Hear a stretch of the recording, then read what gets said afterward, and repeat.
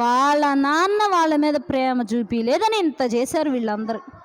ఇలా చేయంగానే వాళ్ళ నాన్న ఇంకా బాధపడ్డాడు, ఏడుస్తున్నాడు. అయ్యో, నేను ఎంతో ఇష్టంగా చూసుకున్నానే పిల్లోడిని, ఎంతో ప్రేమించానే, చనిపోయాడే అని చెప్పి బాగా ఏడుస్తూ ఏడుస్తూ ఉన్నాడు. ఇలా కొన్ని రోజులు గడిచిపోయినాయి యోసేపు లేకుండా. ఇప్పుడు యోసేపుని ఎవరికి అమ్మివేశారు? ఐగుప్తీయులకు అమ్మివేశారు. అయితే అక్కడ ఒకరింట్లో ఉన్నాడు యోసేపు, ఒక రాజు అనుకుందాం ఆయన్ని. ఆ రాజు ఇంట్లో ఉన్నప్పుడు ఆ యోసేపుని బట్టి దేవుడు ఆ రాజుని ఆశీర్వదించాడు. అంటే తనకి 10% ధనం ఉంది అనుకుందాం, డబ్బులు.